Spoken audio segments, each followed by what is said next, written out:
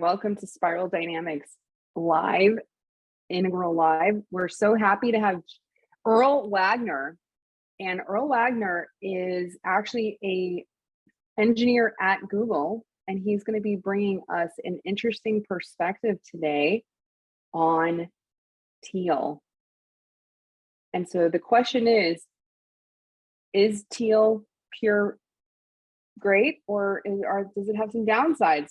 Breakthroughs and blind spots of big tech in Teal. Let's all put it together for Earl. Woo!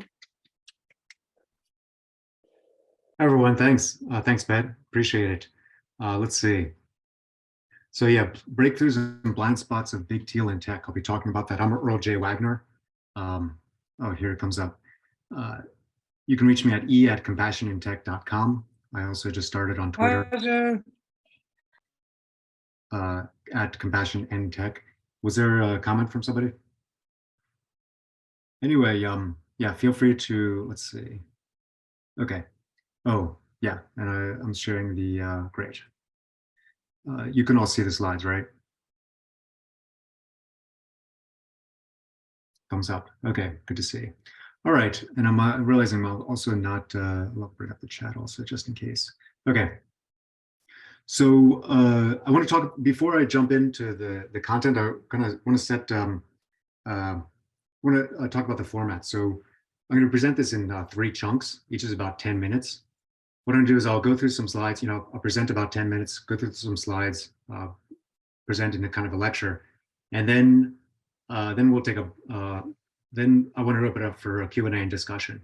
So we'll do, lecture, discussion. We'll do 3 rounds of that because there's a lot here, and I'm wanting to be sure that people, I'm going to be talking a lot, and I want to be sure that people have a chance to kind of speak their piece. So the way we'll do it is, like I said, I'll present about 10 minutes. We'll do a Q&A after each section. I want to do it in a very specific format. I'm thinking kind of like a letters to the editor format. Anybody who wants to, you're free to raise your hand. You're free to speak for up to a minute. I'll have the timer. Anybody can speak up to a minute exactly once. If you have if you have a rant, if you love it, if you hate it, feel free to express yourself. If you have a question, and I notice this and I hear it as a question, and I'm able to answer it, then I might respond. Otherwise, we'll move to whoever wants to speak in response to that chunk that I just shared. And everybody will get a chance to go once, and then I'll move on to the next chunk.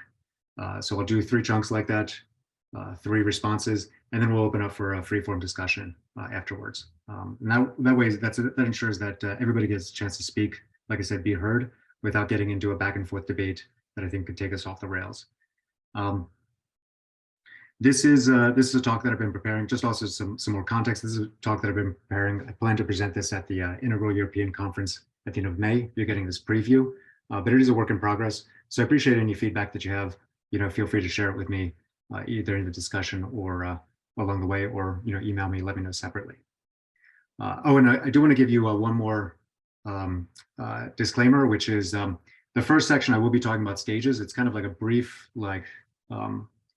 run through some of the stages, and part of that is to practice how I'll be sharing this with like other audiences that are less familiar. Part of it's also to get us all on the same page. This is the specific way that I'm approaching and understanding these stages, and so feel free to disagree or express other opinions after we get through that first chunk. So without all that said, I'll share about me. So I have my background is I have a PhD in artificial intelligence, specifically worked in natural language processing. And I've been an software engineer at Google since 2013. Along the way, at my time at Google, I've gotten promoted once to senior software engineer. It's not just a flex, that's actually relevant later. I'll talk more about the promotion process. And before Google, I got involved in the nonviolent communication community. So since I've been at Google since 2014, I started the program for compassionate communication, also known as nonviolent communication, NVC. Since 2014, I've been teaching introductory sessions to Google employees. At this point, I've taught over 120 sessions to over 3,500 employees.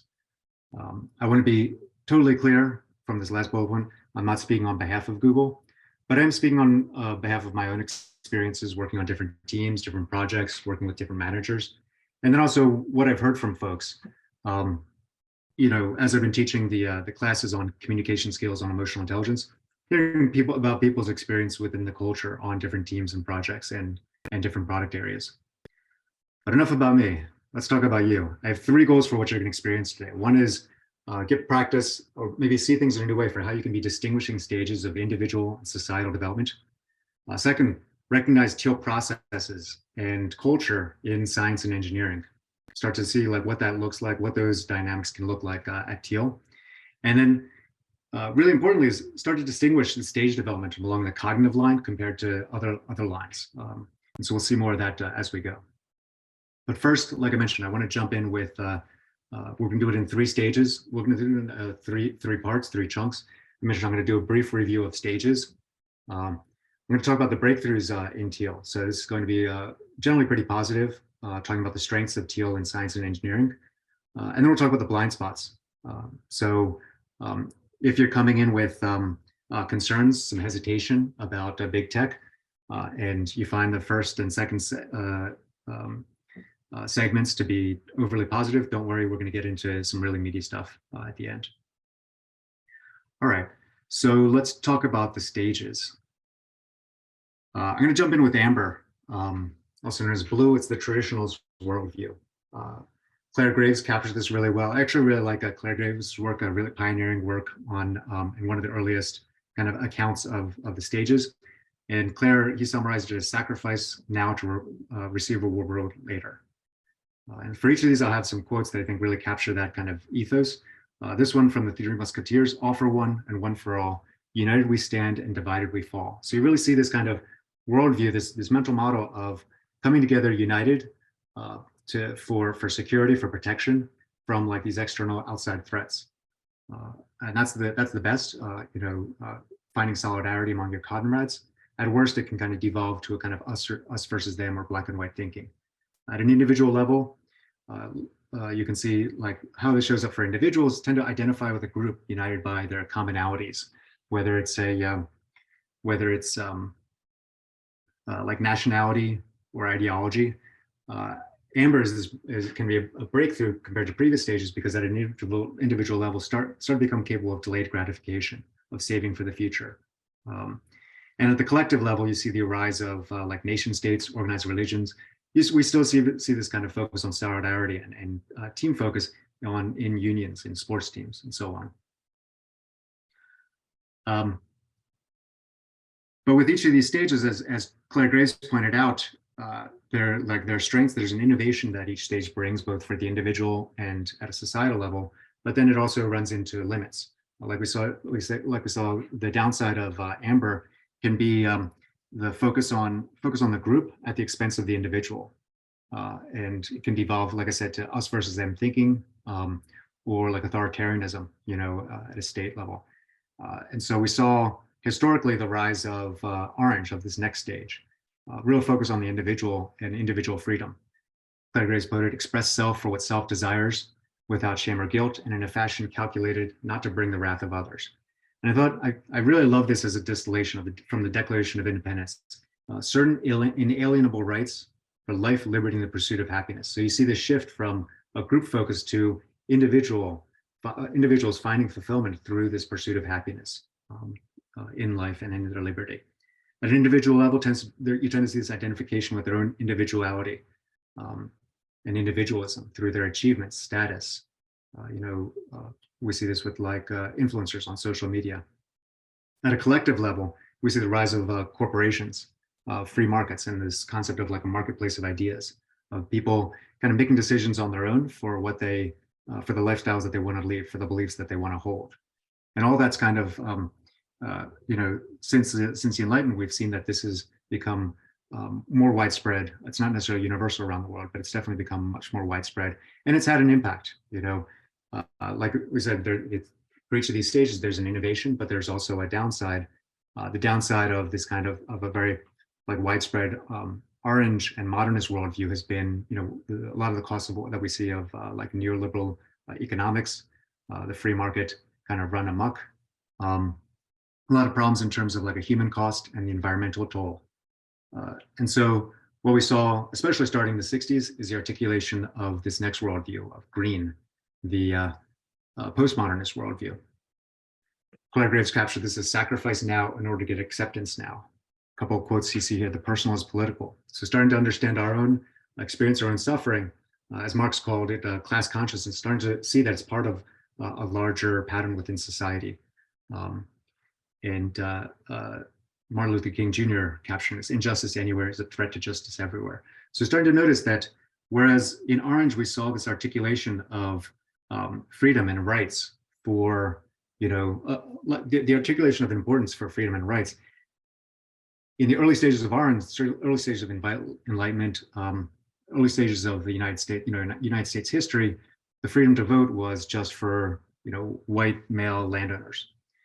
And so a lot of what you see with the rise of green is saying, like, how can we guarantee the same rights for more broadly? So universal suffrage, for example. At an individual level, this can show up as identifying with minimizing others' pain, wanting to minimize the pain that we cause to other people, not cause offense, to support them in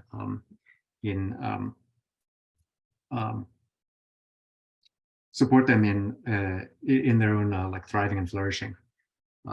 There's a stereotype for folks in green that they're tolerant of everyone except the intolerant. So be very kind of cosmopolitan, appreciating like diversity and people living their lives in different ways, but not insofar as somebody's like acting kind of in a way that they see as like malevolent or dangerous or harmful.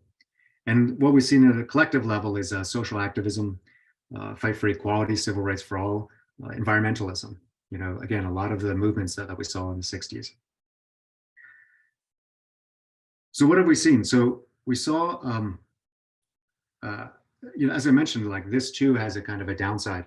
And one way of looking at that is, with Orange, we fall in love with our goals. And we like at Orange as individuals, we can kind of pursue our goals, doggedly, persistently.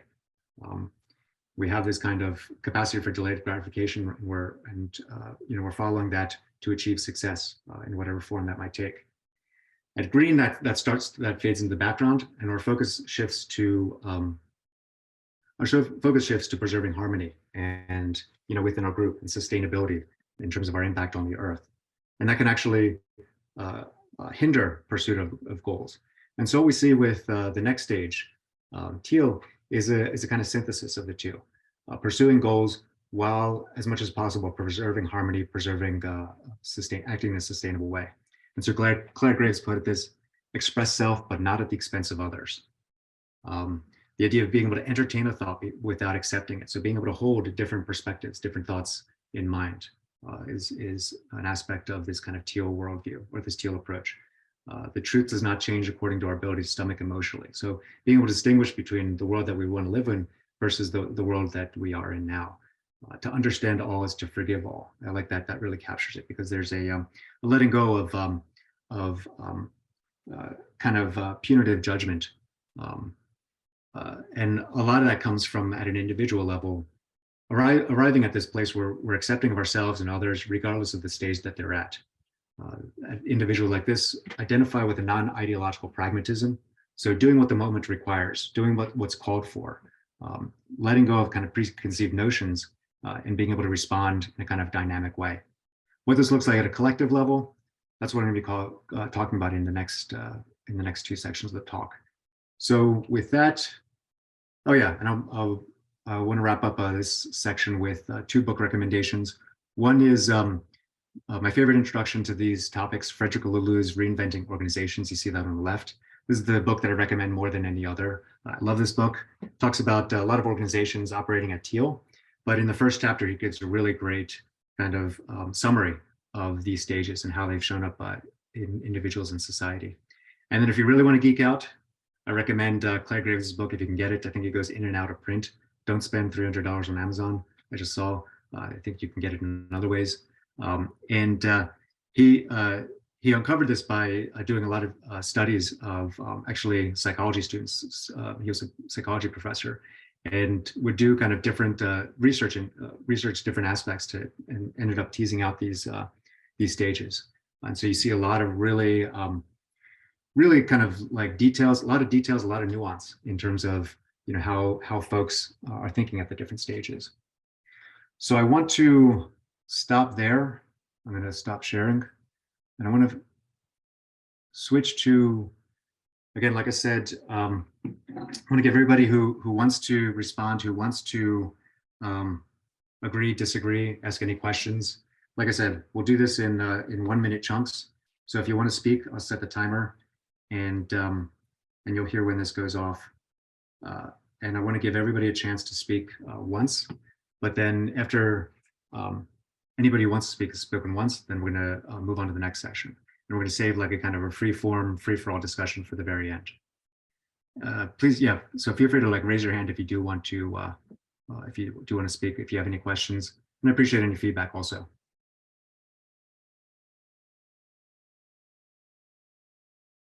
So far, so good. Give it a few more. Josh, yeah, go ahead. Starting the timer now. Okay, I got my napkin on, but can you go back to the last slide that you used, just so I can. The modernism or metamodernism? Yep. Yeah. Okay. Or just some a thought I had, which that one, yeah. Yeah. I thought those quotes were great, but the down at the individual level, doing what the moment calls for. So something I've been thinking about a lot through my organizer activist past is that I think sometimes Teal is like, okay, let's say we need this version of something in the world. I'm gonna advocate for it. But what they don't realize is that there are all these other forces pushing from this direction, and that the only way sometimes to get to a certain solution is by pushing hard from the other direction. So it's almost like retaining that lessons of green activism, and I'm finding that is almost entirely absent in the Teal mindset, because it's like, well, remember those activists who were like advocating for all this stuff? They're yucky and emotional. Let's get rid of that. So that's just a point about the point. So that's all I wanted to say. Great, thanks. You're gonna love the third part of my talk. Yeah, I go into that in more detail. Thanks. Steve, yeah, go ahead.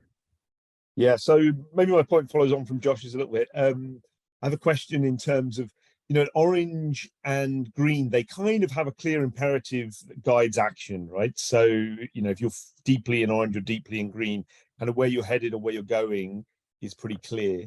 But at Teal, because it's so kind of open to so many different perspectives and models and views, and it's not entirely clear to me that there's always a kind of clear imperative for action. You know, and I know you can say maybe that can just be in your non-ideological pragmatism, but how do you see that working in practice? Because what you tend to see is a lot of analysis paralysis. Yeah, yeah, I'll respond to that. That is a really great question. I don't necessarily have like a real concrete, crisp answer. What I will say is that's Maslow talked a lot about this. That basically, as people's lower level needs were met, then they often just kind of shift into this questioning about, you know, their own existence and like trying to find like their own purpose and you know, figuring out like how do they find meaning in life. And so that's, you know, he talked about that as kind of self-actualization. I think he popularized the term. But yeah, it's like you're no longer driven, as you mentioned, by certain ideologies or certain kind of social programming or social norms. And so it can be both liberating, but then, like you're saying, people can also end up in this kind of spinning their wheels or like navel gazing, you know, when it might be a sort of caricature. James, yeah, go for it. Yeah, I could have a curiosity here about that quote around truth and truth relative to emotions in the Teal. I certainly associate kind of orange with the, you know, embrace of science and one truth and objectivity, and green with a relativism of the, you know, relative perspectival, everyone has their own truth. How would you define that exactly for Teal or metamodernism? Is it the quote there? I would kind of almost hear that a little bit more orangey, but how would you peg the Teal relationship to truth there? Thanks. Yeah. Yeah, I appreciate that. The way I would put it is, it's something like, it's kind of like, the way I see it at Teal would be kind of like, in Buddhism, the concept of like acceptance, that we can accept reality as it is, that we can accept reality as it is, and at the same time seek to change it. For a lot of, one of the challenges in the kind of earlier stages is there can be like this kind of like our bias about how we want things to be can distort how we perceive things. And so what we see with like the rise of Teal is that sort of ability to distinguish, like I said, between how we want things to be versus how they are. And so, yeah, I'm not sure if that's clear, and I do appreciate the question because, like I said, I'm trying to refine this. I will say, like, yeah, science, like at Orange, you know, there's a focus on truth in a very kind of specific way, like objective truth, you know, not like patterns in nature in the external world. Here at Teal, there's a kind of acceptance of truth in a kind of more like nuanced and multi, like kind of in a way that shows up in different dimensions. So there's both a kind of a like literal truth and cognitive truth, and then there's also like emotional truths, and there's an appreciation and acknowledgement of all those when there's kind of this development along Teal for in these for an individual, and that's something that we'll talk about in the last stage also. Paul, yeah, go ahead. Earl, from your perspective, would it be incorrect to maybe summarize or to recategorize that question in terms of blue tends to really go double down on subjective truth, orange triple downs on objective truth, and metamodernism is about balancing the two. So would that be a fair? Yeah, or do you mean orange and green and then metamodernism and then Teal? Yeah, Teal's metamodernism. I mean, metamodernism itself is really about balancing the modern and the postmodern worldview. Yeah, that could be. Yeah, that's a helpful way to look at it. That orange, the focus is on kind of external objective truth. Green, there's more of a focus on kind of the internal subjective truth, and Teal is about finding the balance, the synthesis. Yeah. Okay. So let's see. And then Susan, yeah, go ahead. Oh, you're muted. We can't hear you. I can't hear you. Sorry about that. Yeah, go Did you, ahead. sorry, I was late. I'm traveling, but did you get to the downside of Teal already? Did you cover that? No. So this is the first section. This is kind of a brief overview of the stages. And then we're gonna get to the upside of Teal and then the downside of like a cognitive focus on Teal in the last part. Yeah. Earl, you might want to pull out a presentation mode here. Let's see. To turn it on or turn it off? It's turned on right now. So. Yeah, I think that's fine. I think there aren't any other questions, so let's keep going. All right. So like I said, this next section, this is going to be generally pretty positive about Teal and Google. And if you disagree, hang in there. Okay. There'll be plenty of red meat later. All right, I'm bringing up my notes. So I want to start by talking about breakthroughs in Teal. And I want to do that by looking at science. Is this coming up? Let's see. Great. And so we can see, as we've been talking about, you know, if you're familiar with this, this is Ken Wilber's quadrants. You know, science typically has a focus on this, like this upper right quadrant of external reality on an individual level. And then to some extent also, and especially more recently, there's been the study of kind of a collection or collective phenomenon, you know, within science. And I want to look at a question: what's the essence of science? So at its best, scientific research, it's about discovering objective truth by producing increasingly accurate descriptions and predictions about the external world.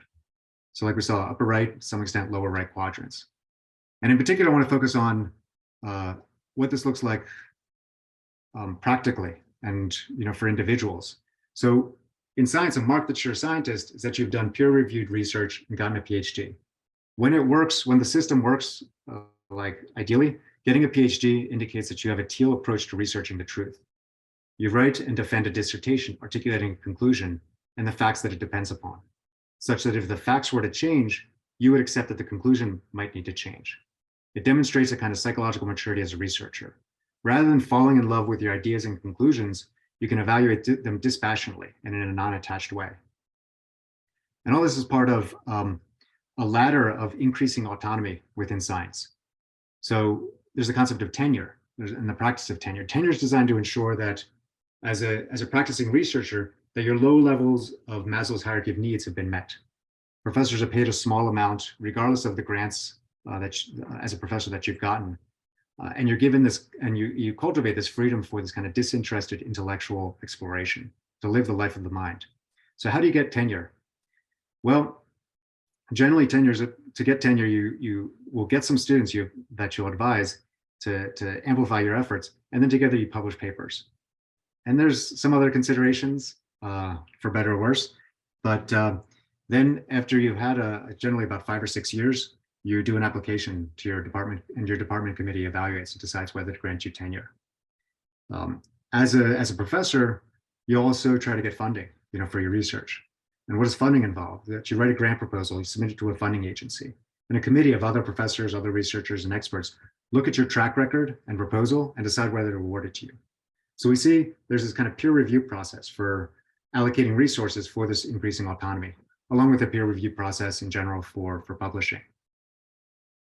That's a kind of whirlwind tour through some of the dynamics, some of the Teal aspects of science, again, to support this kind of disinterested pursuit of truth. I want to switch to Google's engineering culture, and here's some noise, so please mute yourself. Go get the coffee. Yeah, I'm hearing noise. Let's see. Can the host mute? Great. Okay. So I want to look at Google's culture, and in particular, start with the evolutionary purpose. So this goes back to Frederick Laloux, whose book I mentioned. Google has its own evolutionary purpose to organize the world's information, make it universally accessible and useful. And in particular, I want to focus on the engineering culture. A lot of the other, it's over 200,000 people. I think only about half of them are engineers. There's other parts of the company. Some of them more or less have a kind of a traditional orange corporate culture, depending upon which part of the company, and then which unit. So I want to focus on the engineering, and specifically how engineering was in the good old days. Let's say the first, 15 or 20 years of the company, from around 2000 to 2015 or so, because it's evolved since then. So, and in particular, the engineering culture was really influenced by universities, the university system. So the founders met as computer science graduate students at Stanford. They're influenced by professors like Terry Winograd, Peter Norvig, and we'll see, they recreated aspects of the culture they were familiar with. Let's talk about engineering as compared to science. So what's the essence of engineering? At its best, engineering is about building solutions to solve people's problems. In engineering, one side of senior engineer is that you propose solutions and you get buy-in to implement them. When it works, becoming a senior engineer indicates that you have a Teal approach to problem solving. Suppose you want to use technology to solve a particular problem. We have a system on a server that keeps going down because it keeps running out of memory. Maybe if we switch to using this module instead of this other module, that'll actually increase the reliability. So you'll write up a design document, a proposal, to adopt a particular technology to use to solve a particular problem, and also the assumptions, the circumstances that it depends upon,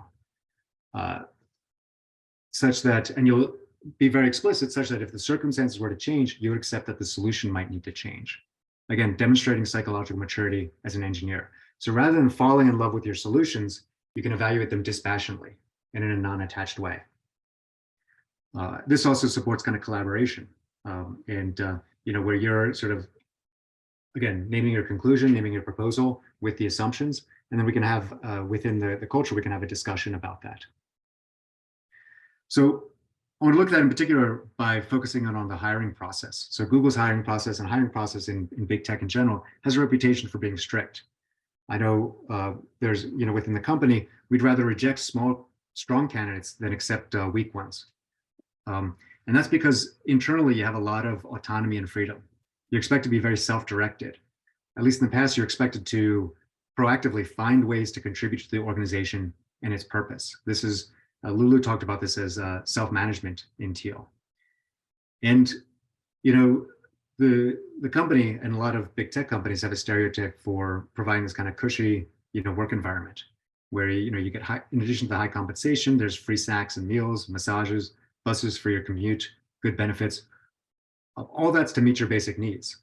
So it's a lot like getting tenure as a professor so that you can focus on the problem solving, this kind of disinterested pursuit of and creation of solutions to solve problems for people.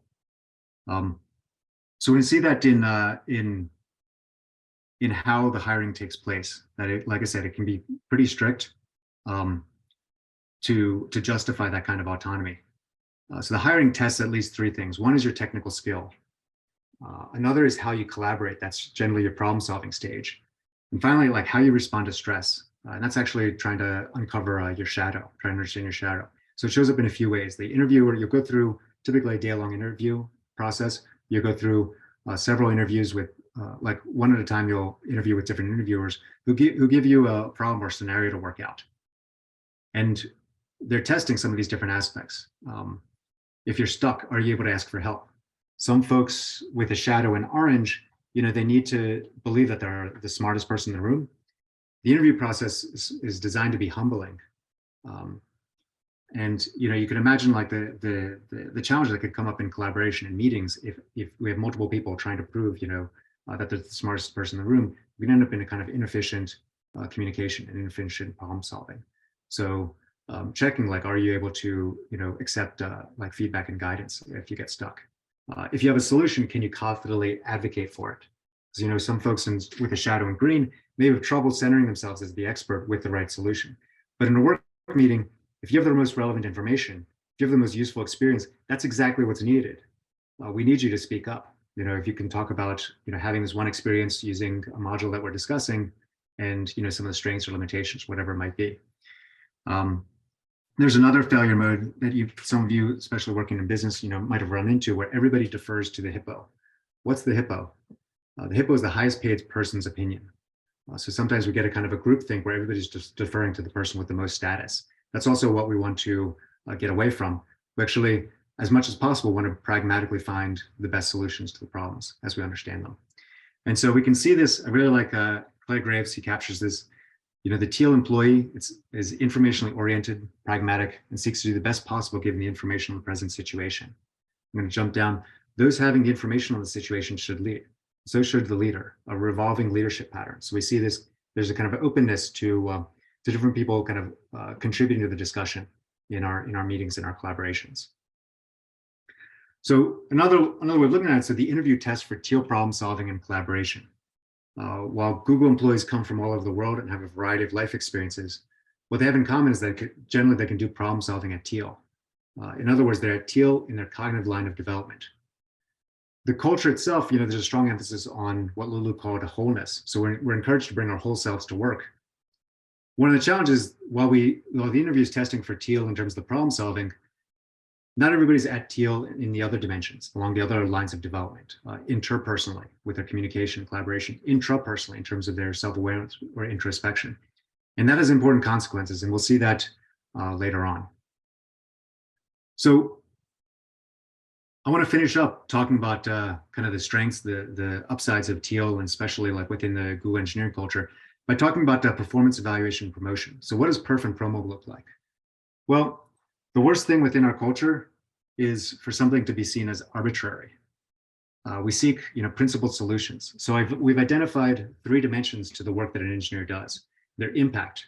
So first, the impact that they have, like at lower levels, the impact that they have on their team and their project. And then as they advance in their career, the impact that they have on a product or the overall company. Potentially, as you get to executive levels, directly impacting and increasing revenues.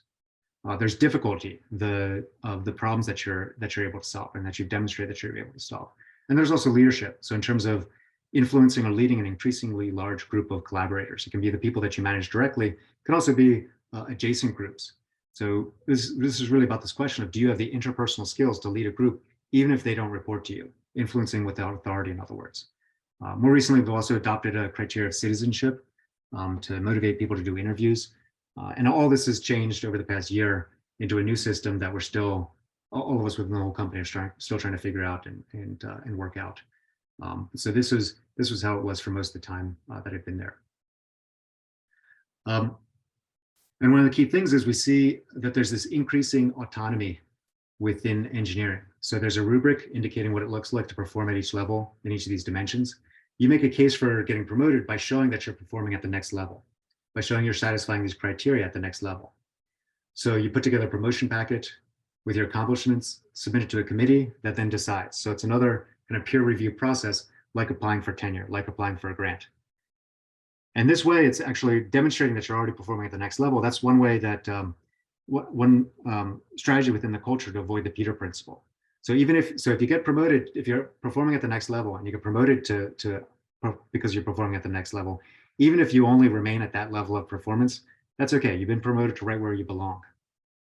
And this process, this performance evaluation based on the criteria for your level, promotion if you've been performing at the next level, you can see that as kind of a proxy measurement for the stage of the engineer's problem-solving ability. Are they, in terms of the scope of the problems that they're able to find and solve, in terms of thinking through the consequences, first the first order effects of like a solution, and then what are the sort of follow-on effects, the second order effects that happen in response to those first order effects. So I want to be clear, Google has a particularly unusual culture among big tech companies. Apple, Amazon, Facebook, Microsoft, they all tend to be more led by product people and to some extent designers. It's the most extreme engineering led. And I know that there's also other folks on the call who are able to speak about other cultures. It'd be interesting hearing what you've seen about that. I want to zoom out and go back to this parallel though, noticing these kind of Teal processes within science and engineering. So in science, we saw this non-attached pursuit of the truth. In engineering, it's about solutions. Oh, let's see, I think, here we go. Great, okay. In science, we saw like conclusions depend upon facts. And when we're proposing specific conclusions, we're acknowledging the facts that we're using that are guiding our reasoning and justifying the conclusion. In engineering, same thing for solutions depending upon the circumstances, and an openness to other solutions if the circumstances change or if we discover that our understanding of the circumstances isn't correct. For both, we see peer review of the proposed conclusions, proposed solutions, and then peer review of the process for getting more freedom, getting more autonomy, getting more resources allocated to the research areas that you want to focus on, or the like the problem solving that you want to do. So we saw the autonomy that comes with tenure, autonomy that comes with hiring and promotion. I want to kind of zoom into also like what do they have in common. So both involve this kind of iterating in response to getting feedback. So in science, you were getting feedback from the natural world. In engineering, we're getting feedback from customers and competitors. I know one of the things that I find really inspiring about science, I don't know if any better system, any better like community and process for that, anything that's better at seeking feedback from the external world that can cause us to update our mental models. You can just see the current replication crisis in psychology. That's an example of an institution that's proactively policing itself, which is pretty unusual. Like from an engineering perspective, I've been in a lot of meetings where we're looking at a spreadsheet, looking at some data, looking at graphs or charts, and somebody will ask, like, are we looking where the light is? Using that old story. So really asking, like, are we seeing the data in a kind of biased way? Another aspect is, the results in science and engineering, they're typically quantified. We're making efforts in this quantitative realm that have the potential for yielding a kind of qualitative improvements in our understanding of the world and in our lives through problem solving. They They excel at iterating on quantitative feedback from the external world, but the strength can be a weakness. And we'll talk about that next. In particular, Google, and my sense from other big tech websites and companies, we all tend to have a data-driven culture. We have a specific algorithm, steps that we go through for problem solving. We measure the problem, we evaluate solutions based on expected risk and reward, compare equally compelling solutions, and then we apply one or more of the solutions, and then measure the situation again to see if and how things improved. This is an extreme focus on quantification that unifies the culture. Let's start to talk about the downsides. So when does science fail? Science fails when scientists cheat, or they pursue truth without a concern for the consequences on the experimental subjects, their immediate environment, and so on. When does engineering fail? Engineering fails when engineers cheat, or they build solutions to solve problems that they understand, but fail to anticipate problems that their solutions cause. Graves talked about each stage solves the problems created by the previous stage. And of the two, of science and engineering can have a much larger negative impact on the world, just because it's so much more focused on, less on discovering truths and more on actually changing the material circumstances of the world. And it points to a larger issue with this focus on quantification, that not everything that matters can be measured. So I want to pause here and open it up for discussion again.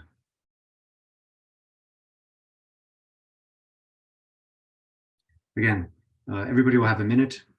Feel free to ask questions. I do want to name, I'm going to unpause. This is a very kind of idealistic view. This is like the best of, what I've seen in terms of the engineering culture, what I've seen in terms of science. Of course, there's a lot of egos. There's a lot of counterproductive, dysfunctional, and inefficient behaviors.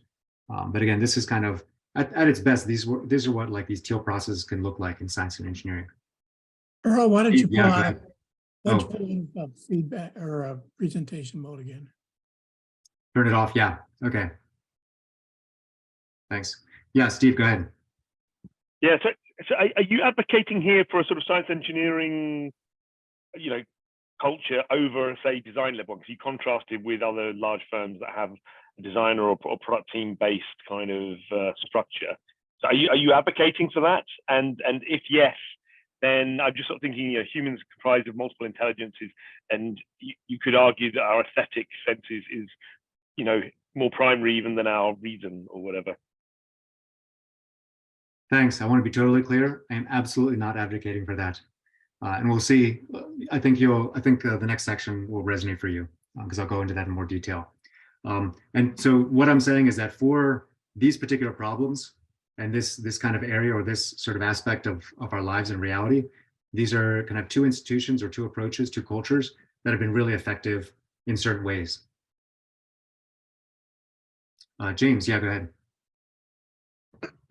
Two things. First is a curiosity about promotion and the promotion process. I typically associate kind of the promotion ladder in tech culture generally with a very kind of orange achievement, climb the steps of the ladder kind of focus. So I was kind of curious, how descriptive or proscriptive was your description of what Google is doing with its promotion process?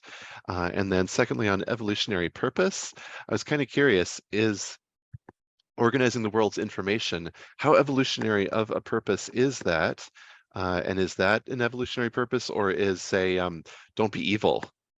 Is that more of an example of kind of an evolutionary tuning, like listening to purpose, guiding you kind of example there? Great, thanks. Two really great questions. I'm gonna postpone the second one because that's a huge discussion, and I think it's worthwhile for us to discuss that. I'm especially interested in your insights. But for the first one, yeah, I really like that because you're getting into this nuance, that sometimes we don't talk a lot about within kind of spiral dynamics communities. I think Ken Wilber really captured it in terms of teasing apart that there's multiple lines of development. So what you're getting at is really distinguishing between like cognitive line of development and ego line of development. We have a ton of people who are able to do problem solving at Teal, and yet their ego, their identity is at Orange. they're very much focused on this kind of ambition, personal success. So there's this kind of drive to advance or drive to again, like I said, like achieve personal success or wealth. And there can be a kind of a tension there. That's where you see like a lot of, the propensity for like cheating or distortion, both in engineering and in science. At their best, the communities kind of sort of amplify the Teal collaborations and minimize the orange, the distortions, to the process that come from orange. But like I said, that's something also that we can pick up at the end. I think I have some thoughts about that. I'm still kind of forming other thoughts. And so I'm definitely interested in, the perspectives. But yeah, the key distinction I would say is like, that's the difference between the cognitive line of development and ego line of development. Josh, yeah, go ahead. Yeah, similar question. So I'm not really convinced that Google, whereas I'm sure some of its engineers and humans are coming from yellow. So in what way is Google not just orange? In other words, what green components have they transcended and included? Yeah. Well, so I guess what I tried to explain in the last section is the ways that, we have these mechanisms that are about uncovering and discovering the best solutions for problems. You're saying, I think I heard you say, in what ways has it transcended green? One of the challenges for green is, or like within green, is proposing solutions. So, the sort of simplification that I gave of green is that there's an emphasis on harmony and sustainability, and like letting go or de-emphasizing pursuit of goals, versus teal as a kind of synthesis of the goal orientation of orange, with balancing that with harmony and sustainability. And so that's what I see, not necessarily to speak for the whole company, like the behaviors of the whole company, but what I've seen within the engineering culture, like how the engineers, the processes and practices by which the engineers operate, of collaboration, like a general kind of goodwill and collaborative spirit of pursuing goals while also trying to preserve harmony and sustainability, both with it, like with internally, and then also thinking about the web ecosystem as a whole. That's kind of my initial response. If that's not satisfying, I encourage you to bring it up at the end, because we'll have more chance to dive in then. Barbara, yeah, go ahead. We have the very accurate saying that science proceeds over the graves of the most powerful scientists. And that distorts the peer review system beyond belief. It is continually true that young people whose ideas would directly conflict with whoever the big name in the field is do not get funded. We find also some really toxic grad students and postdocs, basically abused in doing research that they have no real say in order to let whoever the professor that has the grant continue to publish, right? So he can get his tenure. It's not. Yeah. So it's not anywhere near a Teal Barbara, I'm going to system. interrupt you because that's your minute. Yeah, but thank you. Yeah. Yeah, and I agree. There's a lot of dysfunction in science. There's a lot of dysfunction in engineering. Yeah. Ishan, yeah, go ahead. Hello all. So I have this. First of all, I would like to state my viewpoint regarding the corporate culture. Like, what the major tech companies like Google, Microsoft, and how they are competing in this world for, like reaching like the top name and like having the greatest profit, creating a, such a, type of, competitiveness between, these major leagues like Google and Microsoft, so that they continuously evolve, develop technologies, go aside each other. And that thing is completely orange, and in a sense.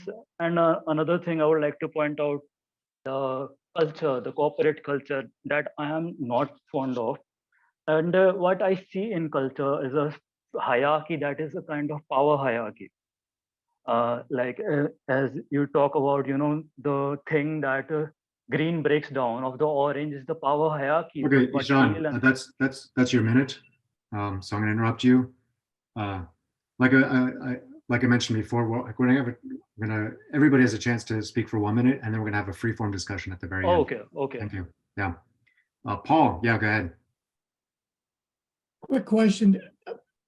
Earl, how much of this, from your perspective or your sense of how much of this overall thing is driven by the fact that economics plays such a centralized role in our society to define just about everything?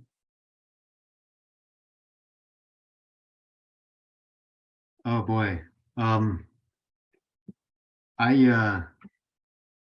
don't have an answer for that.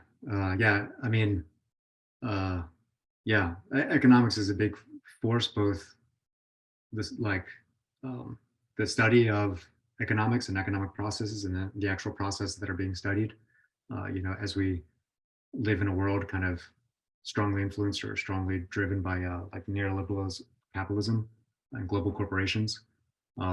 Let's save that for the end, because that's a huge one.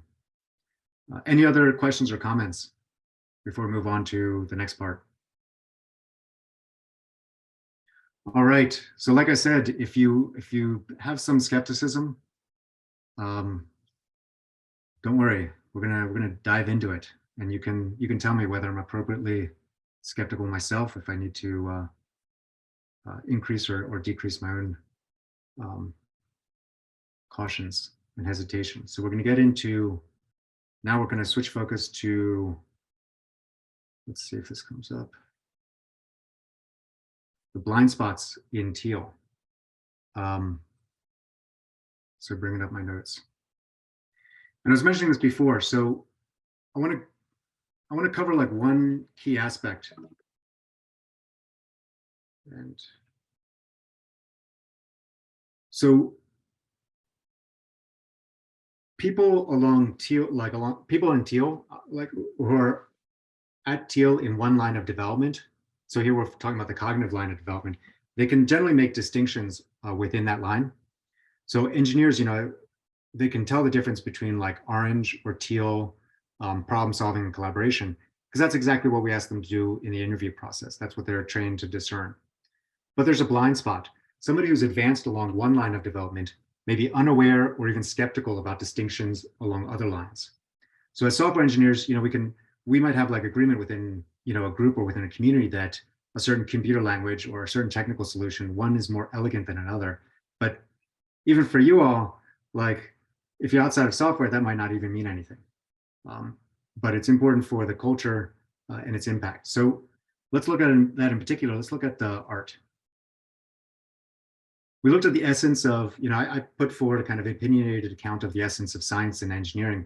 I'm gonna share my own take on the essence of art. What's the essence of art? At its best, art inspires an emotional reaction in us. It can be inspiring, it can be uplifting. It has the potential for triggering a transcendent state experience. It can really reveal deeper truths about the nature of our existence, and potentially based on the stage of the artist and the artwork. It can help us see things in new ways through not just our eyes, but also our hearts, through our bodies in this kind of embodied way. Helps us empathize with other people's perspectives. Helps increase the scope of our compassion and our drive to relieve the suffering of others. Here's my question for you. Is this great art? How about this? We talked about the essence of science and engineering. How do you define great art? I'm reminded of what a judge in the US Supreme Court said in 1964, talking about defining pornography. He said, "I know it when I see it." But how do you quantify that? Within an organizational culture that's data-driven, we come to agreement based on numbers. We compare the performance of one system compared to another. In big tech culture, unfortunately, doesn't really have a deep appreciation or understanding of art or of culture in general. For most of us, it's just a matter of opinion.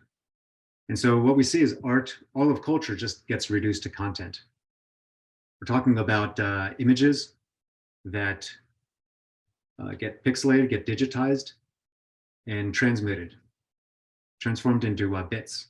You know, they're all just bits on the computer from a technical perspective. And in big tech, we're building systems to shovel the most popular bits around the world. Google and Apple, you know, Google with websites, Google and Apple, the app stores are just giving you apps for your phone. That's another form of content. Amazon, it's selling products. You know, the content is like the metadata of the products that they, metadata, the descriptions of the products that they ship you. Even Wikipedia, all of human progress, culture, society boiled down to these user editable web pages. And it's only been over the past few years that big tech companies have started to treat different types of content differently, or content with different kinds of impact differently. And partly that's been due to pressure from the governments, from US government, European governments, some other governments, and also the public. So we still have, within big tech, you know, which is largely centered in the US, we still have concerns about freedom of speech and about using the platforms to censor content. I mean, you can see the whole debate, Elon Musk wanting to make Twitter more free speech friendly as part of this ongoing social debate about that. And that goes back to our strong traditions in the US in terms of the First Amendment and freedom of speech.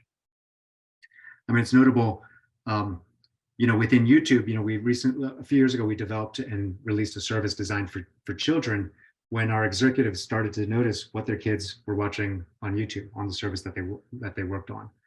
So, you know, when things became personal, that's when, you know, we opened our eyes. And so over the past 10 or 20 years, we've shifted from human authored content. You know, there was the rise of, like 20 years ago, reality TV shows. And now more recently, over the past decade, user generated content, social media, YouTube, Twitter, and now TikTok. And now we're moving into an age of AI generated content. And we're experiencing it on desktop, you know, before in the past, it was desktop PCs to phones and tablets. And now virtual reality goggles and soon augmented reality glasses. You know, Facebook's made a big bet on virtual reality and the metaverse. Rumors are that Apple is going to get into the space. They'll release their VR system. The last I heard is that they plan to release or announce it in June. And from a big tech perspective, it's all just content. We're trying to catch up with the impact, again, by seeing, you know, like noticing that there's an impact in the real world, seeing that our systems, our solutions are having these kinds of effects on the real world. And we're trying to apply that same algorithm for problem solving, of quantifying the problem. And so, you know, we're trying to measure in different ways. AI, you know, trying to measure the impact of AI or differential impact through like AI fairness. And we have a bunch of researchers who love to develop like metrics for bias and then build solutions or do investigations and build solutions. But we're capturing the downsides only in the data, and that's a lagging indicator. In the meantime, societally, we're seeing a lot of isolation, especially for people, you know, online, especially for people who didn't rebuild their in-person relationships and friendships following the COVID pandemic. People are turning to social media feeds rather than the face-to-face interactions. People are getting immersed in virtual reality and disconnected from regular reality. People are becoming addicted to content that's hyper-precisely targeted to them.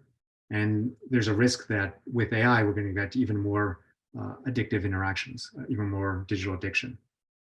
So where do we go from here? Well, I'm not a reactionary. I don't think we can turn back the clock. What we're going to see, the solutions that we're going to see from big tech is data-driven approaches that, at its best, there'll be these data-driven approaches that hopefully can scale to restore humanity and human connection, but that may forever be a blind spot because we are always looking at the data. Ultimately, we'll probably need to balance the Teal cognitive line with development along other lines. And maybe that'll unlock the next step. I really like how Claire Graves captured this, that the next step might involve sacrificing the idea that one will ever know what it's all about and adjust to this as the existential reality of existence. The challenges of this is that, you know, this may require this kind of turquoise level problem solving, but letting go of the idea that we'll ever know what it's all about, that can be really challenging for somebody who identifies with their intellect, with their cognition. So there's definitely big challenges ahead. And with that, I'll stop. And again, open it up. We'll do the same format as before. Want everybody to have a chance, everybody who wants to have a chance to speak once, and then we'll, for up to 1 minute, and then we'll switch into the free for all discussion. And we'll do that like ordered by people raising their hand.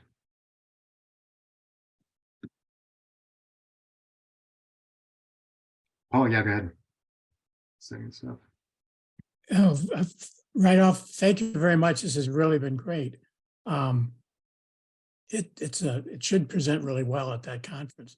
That I'm in the midst of reading Ian McGilchrist's the Master and His Emissary, and he has this distinguishing between data-driven left brain and Gestalt-driven right brain. He has this really beautiful descriptor of, a circle is the reality. Now you can represent a circle as a number of tangential data points, each where a tangent meets the circle. You can define it in terms of 100 different data points. But he says, but you really don't, with that, you don't really represent the full truth of the circle, which then makes me wonder, and this is somewhat of a question about AI. Oh, I'm going to interrupt you. Yeah, that's your minute. I encourage you to continue the train of thought in the free-form discussion, and Okay. I'll totally agree. I mean, that is a really key point, that we focus so much on the trees and we lose sight of the forest. We lose sight of the holistic whole, and that is another way of looking at the blind spot that comes from this focus on quantification and digitization, for sure.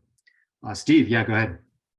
Yeah, so I mean, coming back again, maybe it's this challenge that we're seeing a lot of orange and maybe not quite as much teal.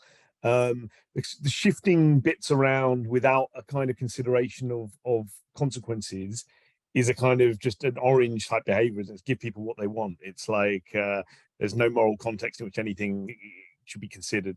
So I guess that's my point there. And is a teal cognitive line, shouldn't that also include a kind of moral cognition as well, right, other than just technical problem solving? Yeah. That raises some really key issues. I hope that we do get a chance to discuss them more. I encourage you to bring them up again. I want to kind of address something that I heard you say, and I think that showed up in some of the other comments. I do want to distinguish from the outside, the operations, the actions of these companies can look very orange. And that's different from, I want to distinguish that from like the cultures within the company, which can be orange. Some, have a green culture, some have a teal culture. And at the same time, even like actions by different, parts of the company or the company at different moments in time can look, orange, green, or teal. So one of the things that I do see, so on the one hand, companies, especially when they get pressure from Wall Street, from investors, there can be this focus on the bottom line. On the other hand, I've also seen times when, because when there's like less pressure on the bottom line, there was kind of more capacity to think expansively and to think about how to sort of, one of the conversations that we had a lot when I've been working on different projects is, what's the impact on the ecosystem? And we're trying to preserve the ecosystem, trying to support web publishers in also being in like app developers, and also being able to benefit from how they're contributing to the web and the app ecosystems. But yeah, like I said, let's discuss that more as we go. I want to be sure everybody has a chance to talk first. Ishan, yeah, go for it. Yep. So I'll be talking small and fast. So the point I would like to say is more about how is the process of these companies of moving from domination hierarchy to growth hierarchy going on. How is the process these companies are taking for this? That's a huge one. Yeah. So when I hear you say that, I think about from like Nonviolent Communication. Marshall Rosenberg had a kind of a critique of like a social criticism, a critique of kind of modern societies that he talked about. He distinguished between like a kind of a domination hierarchy in which power is used. There's kind of like, some people call it like the patriarchy, but basically like, our institutions, our systems, our corporations are set up so that somebody's in charge and has power like over everybody else, shifting to more of a kind of decentralized or peer-to-peer level collaborations. I definitely see that. That kind of goes back to what I was mentioning before of like in our meetings, in our meeting culture, in our collaboration culture, we try to avoid that deferring to the hippo. You mentioned the highest paid person's opinion. That's definitely like a dysfunction that we're all familiar with, you know, within corporate environments, within business environments, as well as, you know, other contexts, but where there's a kind of a group think. Everybody, you know, nobody wants to, everybody just like plays along, you know, everybody agrees with the most powerful person. And as a result, we lose sight of, in science, you know, finding like objective truth, and engineering, you know, finding the best solutions, you know, for the current circumstances. And so what I've tried to share in this talk is some of the practices that we use to kind of prevent that, like that as a dysfunctional phenomenon. Does it still happen? It certainly does. You know, there's still like a lot of dysfunction. At the same time, what I've really tried to highlight is what this can look like, you know, at its best when it's operating in this kind of Teal way. And that's been like largely my experience, you know, the engineering discussions, the collaborations, you know, people generally, there's a kind of a goodwill and like this kind of Teal like spirit and to how we come together and work together for the most part, you know, the majority of the time in my experience, like, you know, for almost a decade. And but yeah, if you have a different interpretation of the domination versus growth approaches, I encourage you to bring them up in just a few minutes. Josh, yeah, go for it. Yeah, talking about the dark shadow stuff, definitely encourage, obviously I'm very negative on this, but I'm mostly doing that just to kind of like counteract the positivity. But this book called, well, The Circle and then The Every by Dave Eggers. I find The Every is even better. About the first third of it is almost hilarious. So it's a lampoon and then social critique of basically a Google plus Amazon plus Facebook all combined. And it gets into the absurdities of like all the tracking, and then it gets into some dark stuff. And obviously, yeah, there's, well, the circle part they made into horror, I think, in the movie. So anyway, check that out in terms of what the, you know, perhaps imagined shadow might be. And maybe some of that's even true. Thanks. Yeah. Yeah, I mean, I think it's really important to have these discussions to explore like the downsides of big tech, especially, you know, as over the past decade or two, how sort of much impact and influence it's had in society. It's important for us to kind of explore that, both discussion, debate, and also artistically, like what are the downsides? Personally, I'm a big believer in checks and balances, you know, within society and societal institutions. So I think it's important for, you know, like I said, like authors to act as a check on a kind of naive like acceptance of one particular worldview. James, go for it. Thanks. First, I'll kind of confess that I was struggling, having a hard time connecting some of the dots during the culture, or not culture, content and art pieces of this section. But zooming out, I'm kind of curious as to your aim, Earl, in this section. When we talk about blind spots in big tech, in Teal, like, are you aiming more at these are the ways that big tech is failing to reach Teal? Or is it more like, no, these things are Teal, but here are the blind spots of Teal itself, if you are aimed at more one than the other? Thanks. Yeah. I'm realizing I should, this is helpful kind of getting this feedback. I'm realizing the specific point I want to make is the downsides that come when there's Teal level development along the cognitive line that isn't matched by Teal level development along other lines. So we have these people who are, another way of looking at it is we have these communities of people who are extremely pragmatic in terms of problem solving, but can potentially have these kind of blinders, be focusing on like only able to solve like specific kind of quantitative problems, or have a kind of quantitative approach to problem solving, and losing sight of more kind of qualitative impacts of the work that they're doing. That helps. Thanks. Yeah, and I do, the last section I feel is like the least kind of like solid in my own mind. So I would love to hear, after everybody's had a chance to go, if you have tips for how to make it more kind of like stronger, or the specific kind of areas where you think I might be, you know, making these leaps, you know, or like not filling in the gaps. Let's see, I think Beth, looks like you're next. You ready for the camera?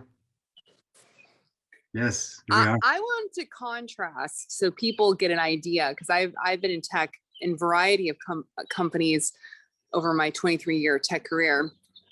And I worked at Verizon, which I say was blue, very much about processes. Everyone had to follow a process. You never even questioned. There was no, they were just trying to be orange. It was just beginning. There were some executives who were trying to be orange, but the average employee was a blue person, maybe a little red. Then I went to this startup. It wasn't even a startup. It was a tiny little company. And in that company, this is what I want you guys to understand. That company, I would go into a meeting to do problem solving because I was a product manager and I needed to have a solution for an issue. 4 or 5 engineers in this room, whiteboard. I declare what the problem is. And then after about 5 or 7 minutes or whatever of discussion of the problem, people would start calling each other's names, including terrible things about each other's moms. Okay, and Beck, that's your minute. So that was my minute. Yes, yeah, I want to be fair, but you're keeping us in suspense. So I encourage you to kind of share more, because that, yeah, I think that's really key. Sort of naming like the different cultures. Barbara, yeah, go ahead. 2 questions. Number one, where would you put Agile and Holacracy? And number 2, have you may be just too young for this. Have you ever worked with analog feedback systems? Because I'm wondering if digitalization itself might be producing some bizarre problem-solving sort of activity, right? Yeah, that second one, that's a really deep kind of philosophical question. It may be that I think there's some truth to that, especially in terms of how like younger generations respond to media. There's this idea of media like content, I call it content, like these artworks, these artifacts. It's just like it's like turning on a faucet. There isn't really a sense of or like there's less of a sense of like the sort of like context. And it may be that like digitization is really, it's almost like in a Marxist sense, it's kind of like even more kind of removal from context. I'm totally open to that interpretation. Maybe we'll have time to talk more about that as we go. I think you also asked about Holacracy and Agile. Yeah, I'm glad you mentioned that. I see Agile as a Teal practice that's consistently misunderstood by folks not operating at Teal. Agile is, and it's a challenge because, yeah, I mean, if you get it, you get it. But so like over 20 years, like you have these folks at Teal like talking about this is what the collaboration could look like, but it touches upon, it can be really triggering for a lot of folks who don't see that and who see other stuff. Holacracy also try it with the blue staff, right? Yeah, and then Holacracy also I see that as Teal, but it can be very challenging to like you're saying, like with folks who aren't at Teal. Steve, yeah, go ahead. Yeah, I thought I'd try and get this in the quick fire round while I could. Basically about the balance between IP within large tech versus the open source community. So do you think having these Teal engineering communities alloyed to big capital and big tech is creating a barrier to entry versus what's available, I guess, for smaller entities with, by accessing the open source community? So it's about that dynamic and interplay, I guess. Thank you. Can you, I want to bring you back. Okay. So there's so big tech, these large companies, they have kind of resources, access, power. And then there's also like an open source alternative, and then small companies can leverage open source, kind of like libraries and functionality. And then can you say more?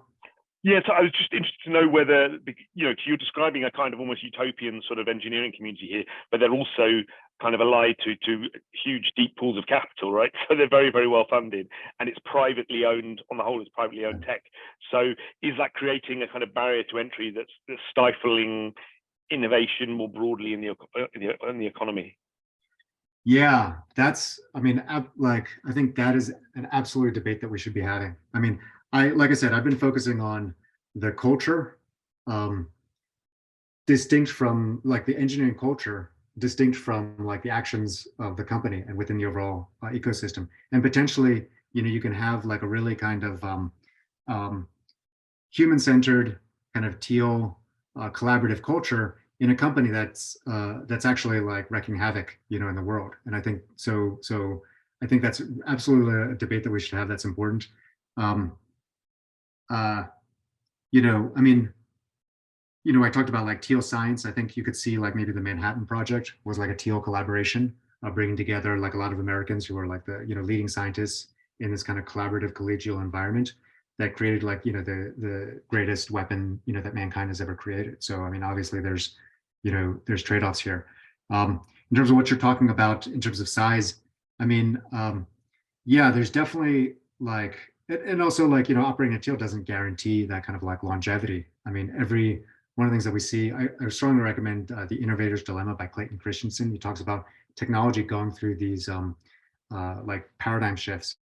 And every time it does, there's the potential for new entrants to become like the new kind of big tech. And we're seeing that right now with AI, you know, Microsoft and Bing, you know, trying to kind of one up Google.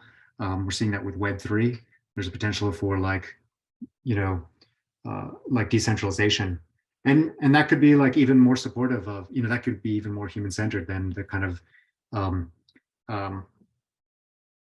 these sort of centralized colossal, you know, powers that we have in big tech.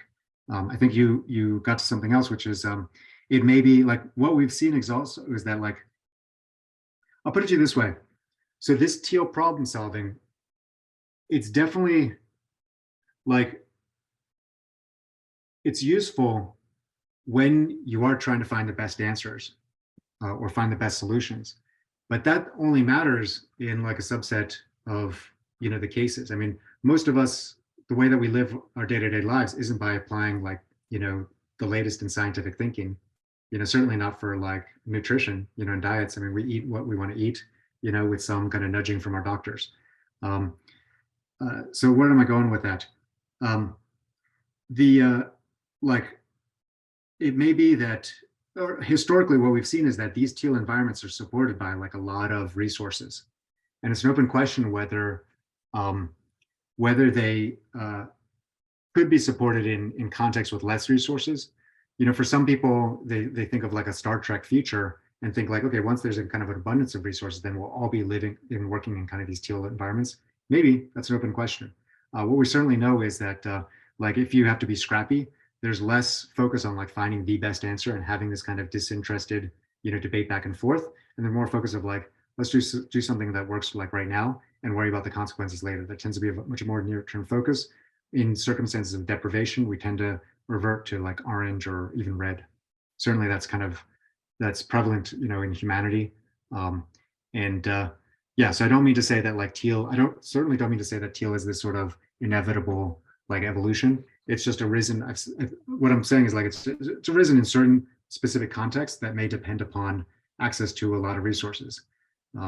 It may depend, like historically, it has depended upon almost like a kind of a monopoly power, or, you know, like I said, like almost like a kind of a centralization of resources within an industry or market. At its best, it's still kind of channeling resources in the way that's sort of best, you know, for the market. I mean, I think about a lot of modern computing technology was developed at Bell Labs when, you know, Bell had a monopoly over the telephone system in the US. That's kind of the best case scenario, but obviously monopolies have a lot of downsides. And so as a society, it's important for us to have a debate, you know, about these kinds of questions. I think, did everybody go at least once in this third round? I think that Oh, I didn't raise my hand, but I do have a question. Yeah, Daryl, go for it. I'll give Sorry, you 1 minute, just like everybody else. So, very, very rich discussion. I appreciate, I particularly like just let me comment on the flow of the discussion. And I liked how you make sure everybody had a minute. So I just think that's a good thing in such a dynamic conversation. And so are we still in the minute thing? Because I took up half my time. Yeah, you have 40 seconds left. All right, so what problems came up in yellow that preceded your perception that the engineers operate in teal? Because it would suggest that there was confusion at some point, because yellow problems cause teal's emergence, technically. Speaking purely from a spider dynamics point of view. Gotcha. Okay. Yeah, I want to clarify. So I use teal interchangeably with yellow, and that's distinct from turquoise, which would be like the one Okay. after teal and yellow. Oh, so teal is sort of green. Is that the deal? So it's green and then yellow teal and then turquoise. And Okay, so that's the integral coloring. Yeah, and so basically like teal and yellow and turquoise are seen as like integral, or like what they call like second tier. I didn't get so much. We talked so basically, and then at the very end, it's saying something like the point that I'm making is that it may be that to solve these problems that arise with with this kind of teal understanding, this teal awareness, we need to develop like in other capacities to teal level, and potentially even like advanced to turquoise to solve like the impact of these. But it's an open question. I don't have like a specific kind of policy prescription, unfortunately. No, I'm not familiar enough with the Ken Wilber coloring scheme, so sure. maybe Yeah, and it's kind of annoying that he did rename the colors. I want to put a bookmark on that, though. We can talk about that more, but I do want to be sure that everybody has a chance to speak. I think Bet, I don't know. I guess actually, yeah. Did anybody else want to speak before we continue the discussion? Because I think Bet, you started, but then we're cut off. Susan, Bill, Christian, Marjorie. Yeah, and if you don't, that's totally fine. All right. Yeah, so let's jump in. I do want to reiterate, I have about a half an hour now before I need to drop, but I'm open to, first I'd love to hear the rest of your story, Bet, and then also I'm open to picking up on any of the threads, that we discussed before. I'm gonna depend upon you to raise your hand and to bring it up though, because there was a lot and I'm still kind of discombobulated from presenting. Bet, yeah, go for it. Toastmasters has failed me because table topics are 1.5 minutes to 2 minutes. So I failed today. Everyone stormed out of the room after people's mothers were named horrible things, but it didn't stop there. It went on to death threats. There was literally death threats across my office. This is a red culture. So I just want you guys to understand, when I moved to GE, which was also very blue, I don't think they were very orange at all. They were kind of green. They were very much about listening. And then GE Digital specific. And then I moved to Meta and Instagram. And this was a total green culture. People just sit around listening to each other for a long time. It's a very weird culture because it was very data driven. Everything was about the KPIs and the dashboards. It didn't matter what anyone's opinion was, although we could all share each other's opinions. We had to look at the data and really understand exactly what was working and what wasn't working. So I just wanted to contrast this so that people understand. So Verizon was totally blue, process oriented, didn't really matter what your opinion was. You had to follow the process. Orange, data driven, but green, everyone's opinions matter. And like kind of a culture of, we need to make sure underrepresented people get, whatever their business is promoted. So I just want people to understand that, because when you start just going like, oh, teal decision-making, oh, it's got problems. The truth is it's a nice place to work. It's a nice place to work because you're not being death threated and yelled at. And I just feel like that voice needs to be mentioned here. So yeah, talk about Maslow's hierarchy of needs. I mean, man, death threats. I want to actually, can you elaborate on the green culture in Facebook? Because I've been curious about it. I think also, Josh sort of brought up the related issue. Like, can you say like what was or wasn't present from what I shared? Like what was similar or different in terms of like green versus teal meetings, collaborations? I really feel it's very similar, everything you said. But I don't know if I would put them in teal or yellow. Yeah, I think the color scheme has definitely been very confusing. So I think of yellow as being more aware, but the problem with Meta was that you were over optimizing on the data, but that's about existing things, right? You're really good at optimizing for something that's there, not good at innovating and coming up with something totally different. Like they really didn't do good at that. Also, I feel like they're very narrow in their tunnel vision. I'll just give you a concrete example. I discovered that we were using too much data, and I was looking at the data over time. And I would actually compare it to YouTube. And we were using data so much more than we should have. And I could see that our data centers couldn't grow fast. I did so much detailed research into the data center growth.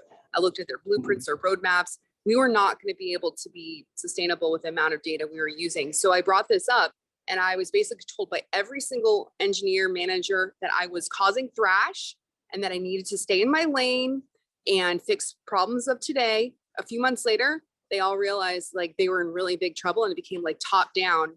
Everyone needs to work on this. So that's an example of like tunnel vision, of not really opening up to something that's different. It's very much about optimizing the things that are like in the focus. I don't know. And why would that not be orange? I just don't get it, I guess. I mean, the very data oriented is, I think it's orange.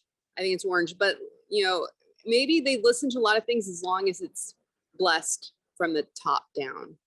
Well, you know, like I mentioned, I'm not completely conversant and understanding of the Ken Wilber color scheme, but in pure power dynamics terms, it begs the question, when you assert this is the culture of a group within a group, or the whole group, it basically is based on the fact that you have hit the wall with the previous experience, life, lived experience, worked experience in the previous mean, if you will. And so it begs the question, if it's okay, so if teal means it's kind of greenish, then that says that I had some problems, which basically was, you know, everybody became too cloistered, and we need to free ourselves up, with therefore giving rise to the individualistic I thrive yellow. So that's my understanding of it. So I always ask the question when people assert that the main core of existence is a particular color or another, even though we all know they're admixtures. But still, the core, if the core is asserted to be yellow, that says I had a lot of problems in experiencing green, even if it was for a short period. Anyway, it's just my. Yeah, I think it's really fascinating. Because I would say it's green because I saw policies change based on people complaining. Like everyone wanted to have an extra day off or whatever, and it was basically given to us because enough people wanted it.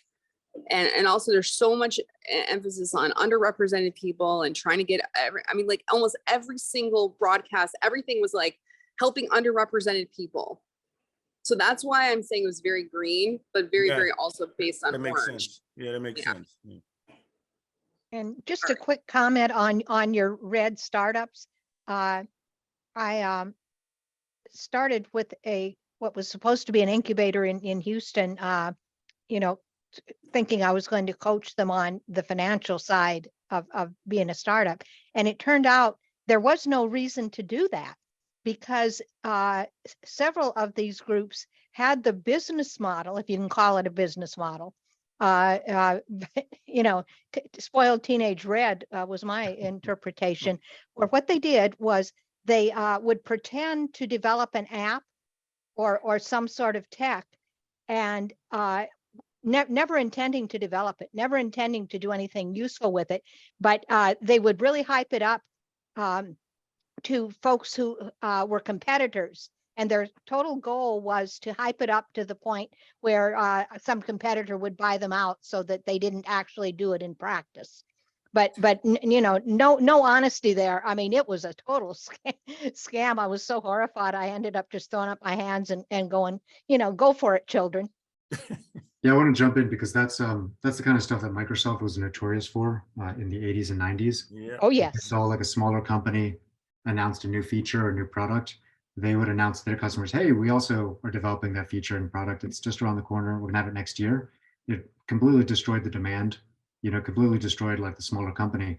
It was what they called vaporware. And those are the kinds of processes that it came up earlier. I think James mentioned like, don't be evil. That's like the early Google culture. It was like wanting to not do those kinds of things that Microsoft was doing. Now, whether it's been evil or not since then is a whole other discussion, but that's what it was in response to. Oh, it was ugly. Yeah.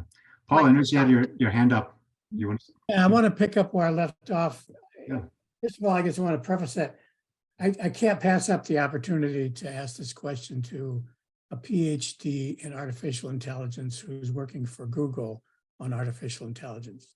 So this really question has to do with AI, and particularly AI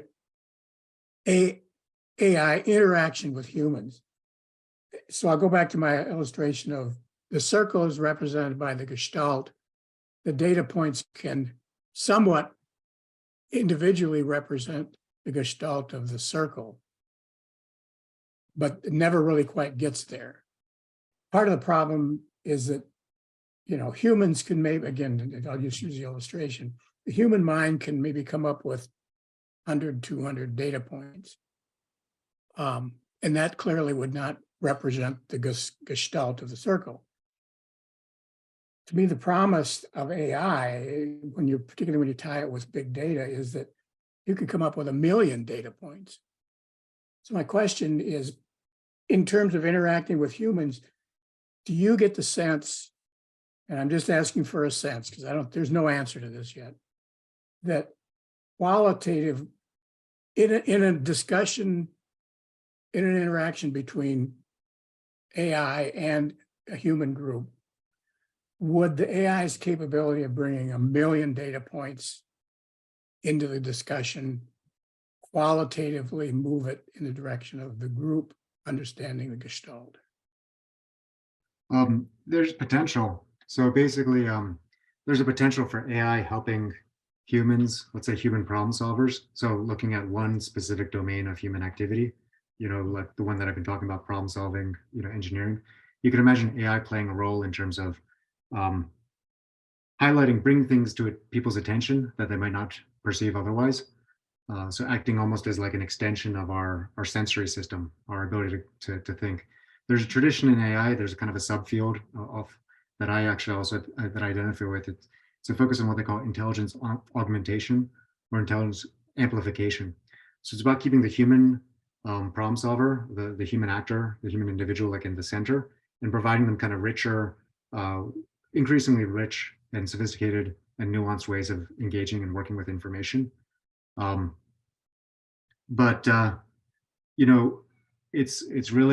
It's a roll of the dice whether we're going to go in that direction. I have a lot of real strong concerns about the future, like the future of humanity and AI.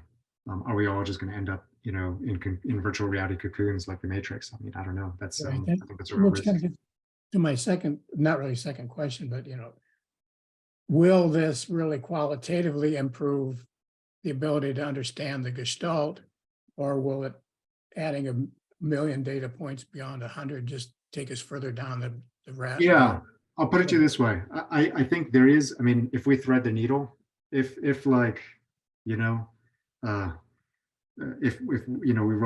roll 12, basically, there's the potential for AI to have a kind of really positive impact on humanity. And I'll use the example of social media. So social media has caused like a lot of problems, at a societal level within people's individual lives, damaged people's relationships. But there are a few aspects that social media has an incredible positive effect. And that's been around sort of increasing people's cosmopolitanism, increasing people's access to stories of other people in their communities around the world. I think that it's led to a kind of greater awareness about different people's experiences, and so broken down barriers in some ways. Even like, cell phones and cell phone technology, cameras, cell phone cameras contributed to an awareness of police brutality and the rise of Black Lives Matter. So I think there's potential for technology to act as a kind of catalyst for a kind of beneficial social change. But AI is just, there's a lot of risks there. It's going to be really a challenge to get the most of the benefits and minimize the costs. Thank you very much. Yeah. One thing I do want to put out there, I know, James, you also have experience, at Tableau. I don't want to put you on the spot, but I'm actually really curious if you can speak to it. And I think you've, I don't mean to, again, put you on the spot, but I think you've advanced, multiple times at Tableau. I'm curious, like, how you would describe, because one of the things, actually, another way of, I don't know if that's still around, but, you can also see, oh yeah, there you are. You can also see the values of a company in terms of their promotion system. People will do the things that get them promoted. And so there's a real kind of, it's really important to design the promotion system in a way that benefits, that in a kind of a pro-social way that gets the kind of social benefits that you want and minimizes kind of externalities, minimizes people kind of cheating or finding loopholes. So yeah, I'm especially interested in kind of like Bet and you, James, in terms of what you saw as like the cultures and how they were shaped by the promotion system. I know Barbara's spoken a couple of times, so actually I do want to give you a chance to speak to that, or to talk about any other aspects of the culture at Tableau, which got bought by Salesforce, and so now is part of, big tech also. Sure. And once again, I'm out of there and not speaking for any of them, of course, but yeah, my experience of Tableau in particular, and you referenced promotion systems, and that brought me back to the example of when we started out. I would characterize the culture as very green. Startup culture, very egalitarian, kind of felt like a family, very flat and values oriented. We had very few levels. I think there were like engineer and senior engineer, something like that, but there was just like a couple levels and everybody was one and they didn't really matter. And it was kind of a very, overall all flat feeling. The titles didn't matter. And at a certain point, as we grew and as we absorbed more default culture, that became a problem. And enough people, weren't happy with that anymore, and we ended up switching to a more, more rungs on the ladder and a more conventional titling system.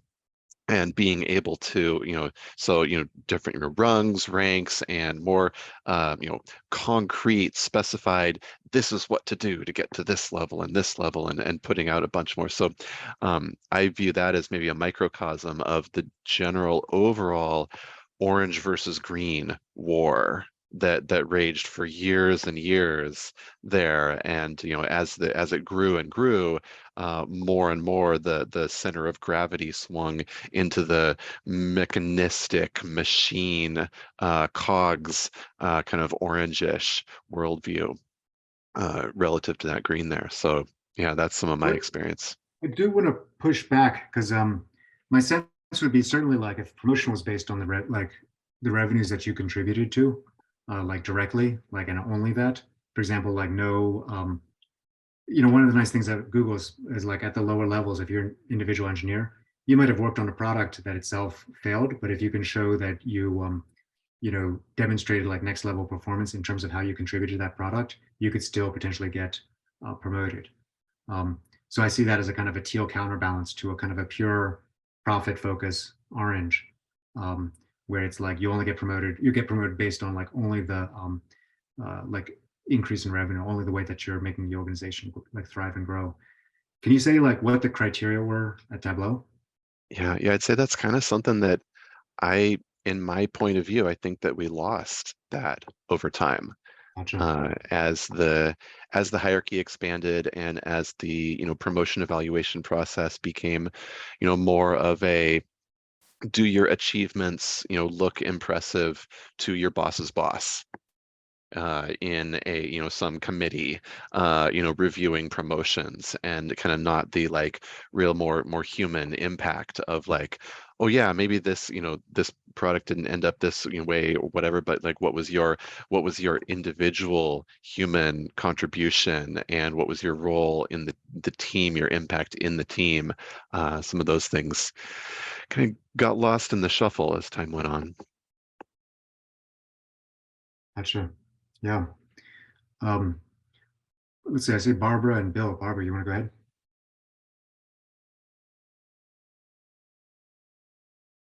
Bill hasn't talked yet. Why don't you go ahead, Bill? Thank you, Paul. Earl, that was great. I'm glad that you joined us today. I just have a question about the thought that the Manhattan Project had some teal in it. I'm not quite sure I understand that. And would you say that the Holocaust had teal in it as well, if the Manhattan Project had a teal component? Yeah, I'm talking about the problem-solving culture, and specifically, I mean, I'm not a historian, but my understanding from like what I did know, like what I'm familiar with, is the way that it brought together leading scientists to work on a problem, provide them like a lot of resources, and it was a collegial collaboration that had a lot of the qualities, you know, that I was just describing in terms of like a Teal like engineering culture, like problem solving culture. But to be sure, yeah, I don't know about what the organizational culture of Nazi Germany was like. I'm skeptical, given, you know, how authoritarian it looked on the outside. And like I was mentioning before, to be sure, just because there's a Teal and like culture of collaboration internally, that's independent of, that's a separate question from like the behavior of the organization externally. Thank you. So I see Christian and David, but actually I know Barbara, you've had your hand up, so I'm going to ask you to share your thoughts. Like if you can keep it short, so that we still do have time, you know, for the other folks. Just a quick thought on can AI help us by getting a million data points? You know, we know that AI is extremely biased by the people who program it, right? In a lot of different ways. So far from helping us, my guess is that it actually, and you know, just the way Facebook does, for example, serves us up only the content that we click on, right? That AI will give us what we want to hear, not what we need to hear. So I don't think, Paul, that it will be helpful. I think it will be more distorting. Yeah, I'll say like one of the things that I've seen a kind of evolution is at Google, and specifically about how people treat Google, how people interact with Google is, you know, 10 or 15 years ago, people came to Google for answers, and we gave them the most popular answers. You know, we gave them the most popular websites. Then like over the past, you know, 5 or 10 years, people come to Google for the right answers. And the right answer is, you know, what is the right answer? I mean, then you get into like social, political questions that are potentially not something that even one organization would solve. So it's a lot to ask for big tech. And I think to some extent, but more importantly, Earl, the answers that you pay for. I mean, how many times haven't we all had to scroll down 3 pages before we got an answer that was not a paid post? Yeah. Yeah, that's an issue. Christian, yeah, go ahead. Okay, can you hear me okay? Yeah. Okay. Yeah, I appreciate your presentation. It definitely brought up a different perspective on things. And yeah, it's interesting you mentioned the Google engineering team, which again, like just to kind of preface, I've been going through the Google project management certification course recently. And again, like just in my own personal career, I work in digital marketing, and you know, I just definitely felt like, yeah, I didn't, there's a part of me that's like, okay, I really need to invest more time and energy in like Orange and really understand corporate America, really understand certain, because I mean, again, direct response advertising is very, very Orange. And I felt like, yeah, I didn't fully maximize at the highest level.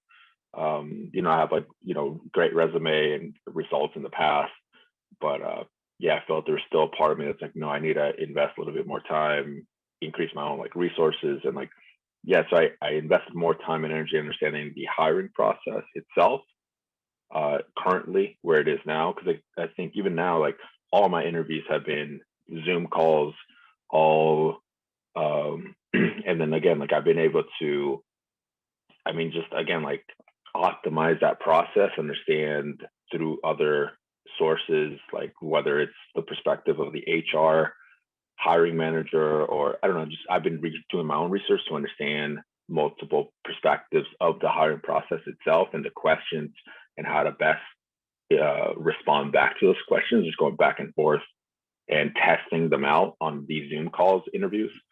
And then so I did land a job, but I think even in that whole process of understanding the hiring process, understanding, and yeah, I mean, even in these interviews, I would notice where some of these corporate companies were very orange or they were green, and they were just kind of like, or sometimes they were kind of virtue signaling on their profile. But then when you talk to them, you get a different story of the situation. But yeah, I felt like.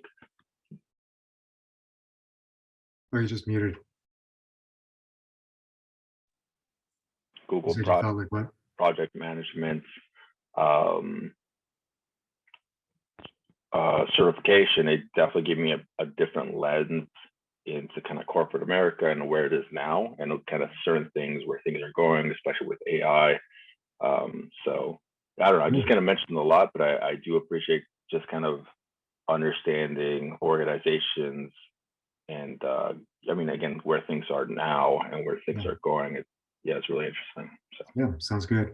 Yeah, I mean, that's a really key point that, you know, part of the collaborations at Teal, you know, the people who are coming, they have that healthy orange of able to pursue their goals. They have the healthy green of able to kind of tune into like harmony and sustainability. And then with Teal, it's like they're able to kind of balance the two. I mean, one of the things that I just thinking about what you mentioned in terms of, you mentioned like kind of trying to tune into what's the culture of the different companies. One of the things that I've noticed that's really helpful when I'm interviewing with different potential managers is I'll ask them, what do you like under stress? What do you like when you're stressed out? And I'll actually ask the people who report to them and the people I'll be working with, what's your manager like when they're under stress? You know, do they become a kind of dictator who's focused on results, you know, like in orange, like a tyrant? Do they just like become kind of, do they fuzz out? You know, do they really struggle to make kind of concrete decisions like green? So I think those are, you know, that can be really helpful. I know I do have to leave in about 10 minutes, so I want to be sure that, you know, we have kind of people able to participate in the discussion. David, how about you? Hi, yeah, I wanted to synthesize a couple of thoughts.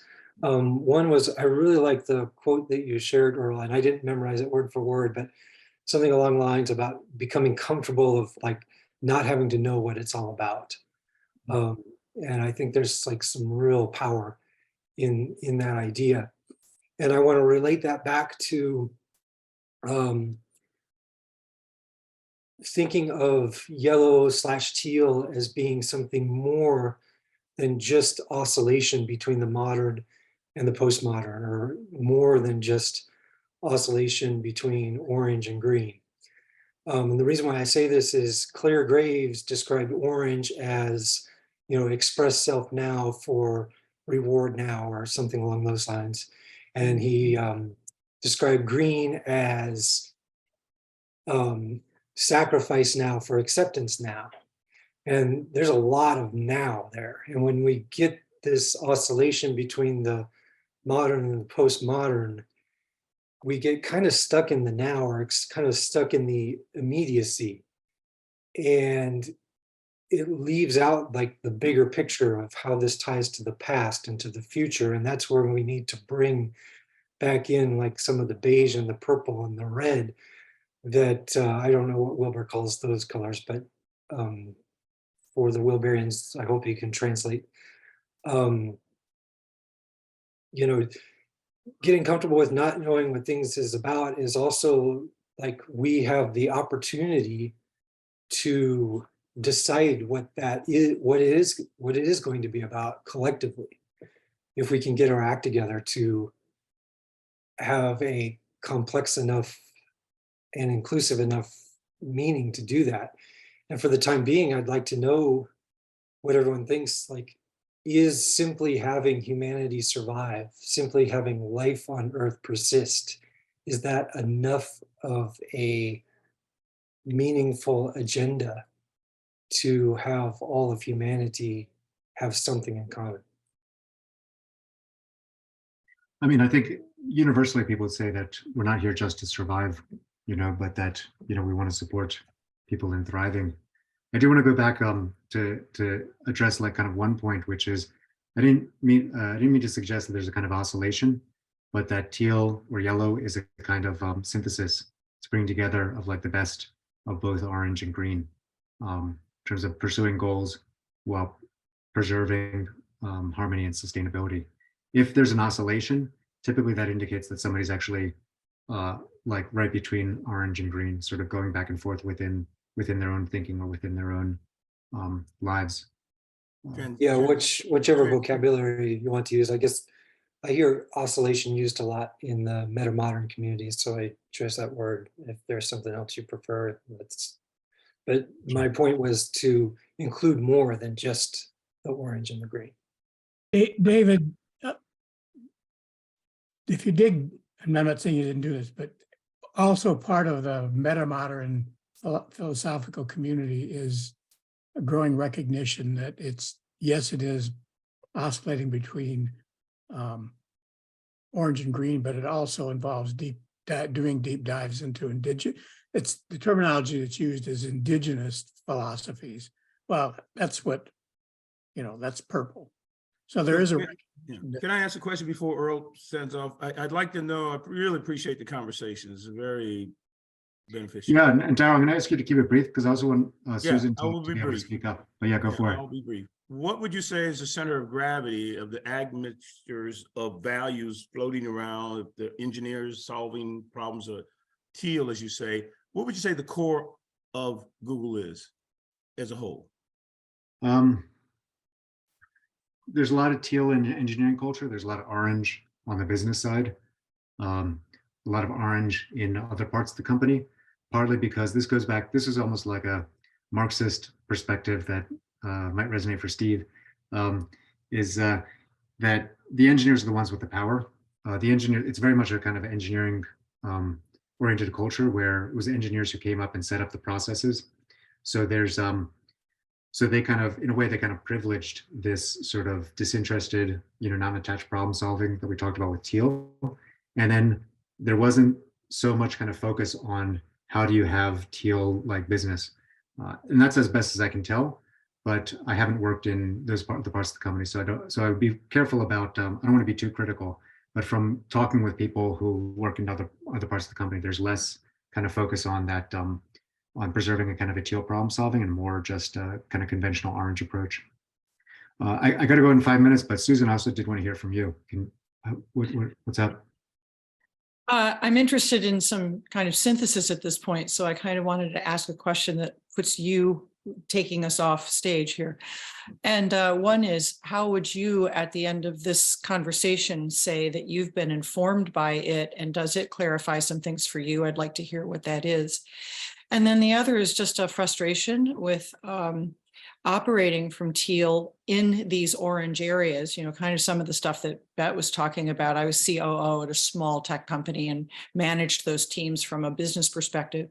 And with the, a lot of red and orange in that organization, how can we consciously bring Teal to the upper echelons of a corporation and consciously create structures that would support Teal behaviors in the way of encouraging the positive sides of each of the stages? Yeah, my flippant answer is for everybody to get therapy and do meditation. Yeah, I see some clapping. But actually, there's two books that I think really go into that in a really powerful way. One is the one I mentioned, Reinventing Organizations. It's basically how do you set up. It's more about the supporting people at different stages, but also potentially with shadow and like trauma. How do you set up like an organization where the processes are Teal, but they're able to that people at any stage are able to kind of operate effectively. The other that I strongly recommend, it's almost like it's very similar. It's by Robert Keegan, Lisa Leahy. It's Building an Everyone Culture. And it's basically Robert Keegan, who's another up there with Claire Graves, one of the pioneering academics, in this area. He was a professor at Harvard, I think until recently, maybe he retired. But he profiled 3 companies that are basically operating at Teal, and just did this kind of real deep dive into their processes.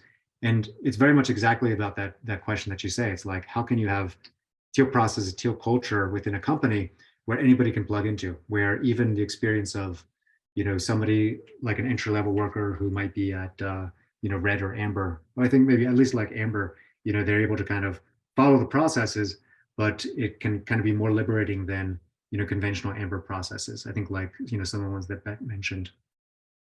in terms of what I got out of it, this will be my sort of final comments.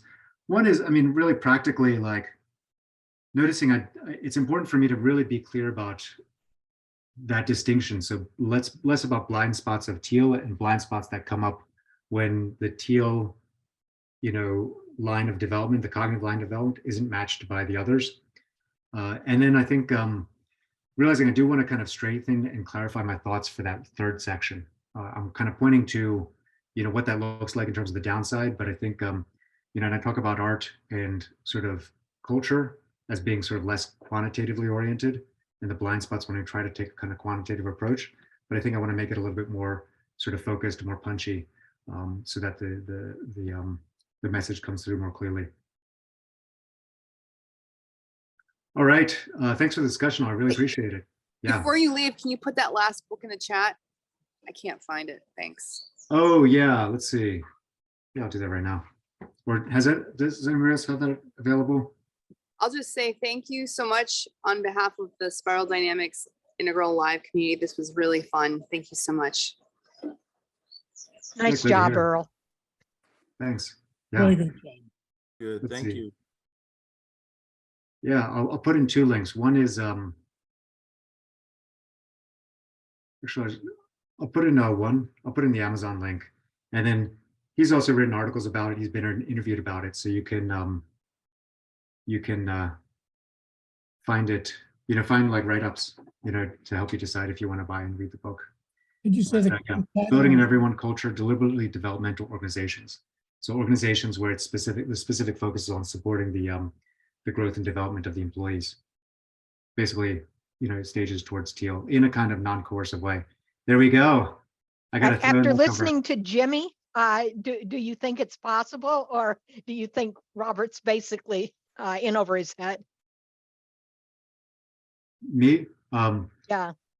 It's an open question. I mean, I trust, what he found in those companies. I don't know if how well that scales. The flip side is we may be entering a new era of capitalism, of a kind of hyper,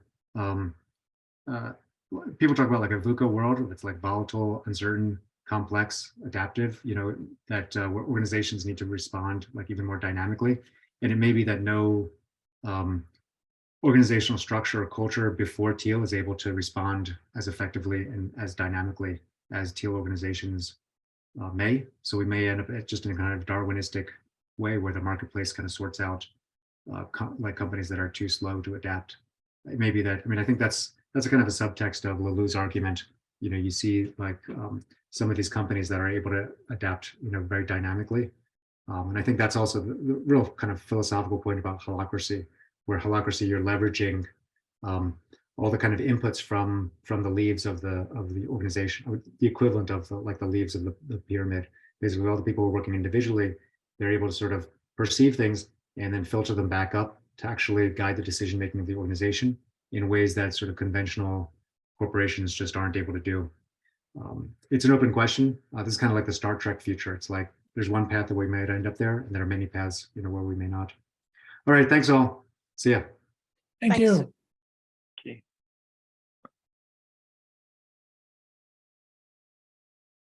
So could someone help me understand why the aspiration is to be Teal? I don't get it. So can we stop the recording, Paul? Because this is more things I have to edit. Second.